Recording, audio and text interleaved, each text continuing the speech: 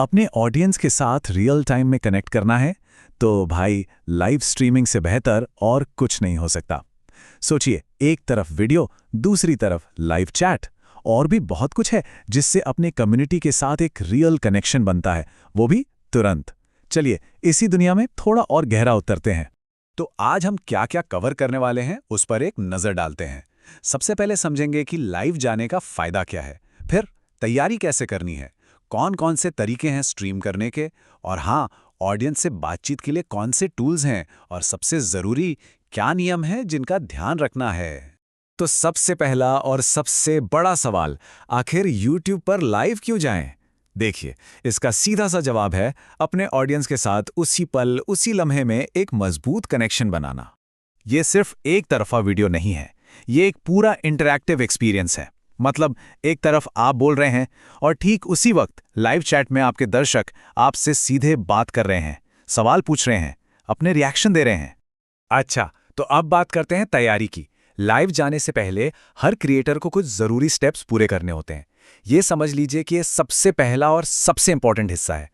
Live जाने के लिए देखिए 3 बहुत सीधी सी शर्तें हैं। पहला, चैनल वेरीफाइड होना चाहिए। दूसरा, पिछले 90 दिनों में लाइव स्ट्रीमिंग पर कोई रोक ना लगी हो। और तीसरा, उम्र कम से कम 16 साल होनी चाहिए। इनके बिना शुरुआत नहीं हो पाएगी। एक बार चैनल रेडी हो जाए तो अगला कदम आता है ये तय करना कि लाइव जाना कैसे है।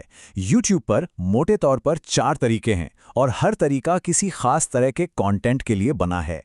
ये टेबल इसे बहुत अच्छे से समझाता है। मान लीजिए कहीं बाहर हैं और कोई अपडेट देना है तो मोबाइल बेस्ट है। अपने डेस्क से फटाक से लाइव आना है तो वेबकैम से काम चल जाएगा। लेकिन अगर गेमिंग करनी है, बड़े बड़े इवेंट्स कवर करने हैं, तो फिर एनकोडर की जरूरत पड़ेगी। और हाँ, गेमर्स तो सीधे अपने कंसोल से भी स्ट्रीम कर सकते हैं।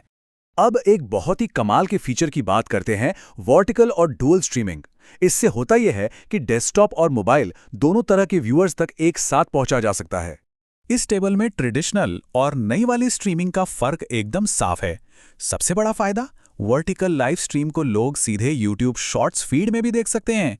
इससे नए नए दर्शक मिलने के चांस बढ़ जाते हैं। हाँ, ये बात और है कि इसमें अभी क्लिक करने वाले लिंक जैसे कुछ फीचर्स नहीं है।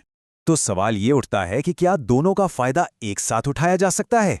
मतलब क्या ये मुमकिन है कि एक ही टाइम पर हॉरिजॉन्टल और वर्टिकल दोनों में स्ट्रीम किया जाए?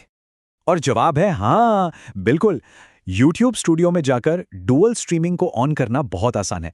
बस ये 4 सिंपल से स्टेप्स फॉलो करने हैं और बस स्ट्रीम एक ही टाइम पर ट्रेडिशनल व्यूअर्स के लिए हॉरिजॉन्टल और शॉर्ट्स फीड के लिए वर्टिकल दिखाई देगी। चलिए अब उन खास टूल्स पर एक नज़र डालते हैं जो लाइव स्ट्रीम को और ज़्यादा इंटरैक्टिव बनाते हैं। असल में यही वो चीज़ें हैं जो एक नॉर्मल सी स्ट्रीम को एक यादगार एक्सपीरियंस में बदल देती हैं। सोचिए, चैट एकदम तेज़ी से भाग रही है और बीच में किसी ने एक बहुत ही बढ़िया या ज़रूरी कमेंट कर दिया। अब उसे सबकी नज़रों में कैसे लाया जाए?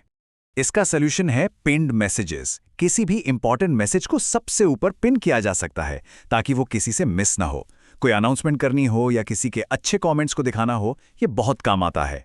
मान लीजिए स्ट्रीम के बीच में ही ऑडियंस से कोई राय लेनी है, जैसे कि अगला गेम कौन सा खेलें या नेक्स्ट टॉपिक क्या होना चाहिए।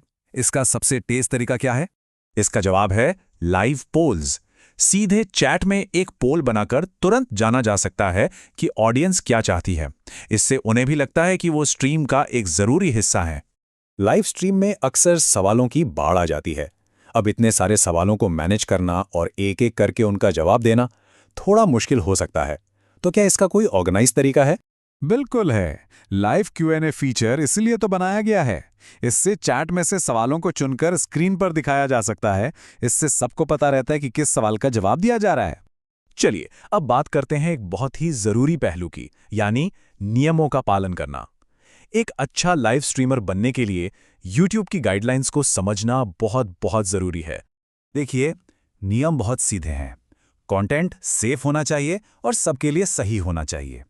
अगर नियमों को तोड़ा तो स्ट्रीम हटाई जा सकती है, और अगर ऐसा बार बार हुआ तो अकाउंट तक बंद हो सकता है। इसलिए हमेशा ध्यान रखना बहुत ज़रूरी है। और एक बात हमेशा याद रखनी चाहिए, अगर चैनल पर कोई स्ट्राइक आ गई तो पूरे 2 हफ्ते यानी 14 दिनों तक लाइव स्ट्रीमिंग नहीं हो पाएगी, और ये किसी भी चैनल की ग्रोथ पर बहुत बुरा असर डाल सकता है। तो अब लाइव स्ट्रीमिंग शुरू करने के लिए लगभग सारी ज़रूरी जानकारी और टूल्स मौजूद हैं। अब सवाल सिर्फ एक बचता है, वो कौन सी कहानी होगी जिसे लाइव पूरी दुनिया के सामने लाया जाएगा।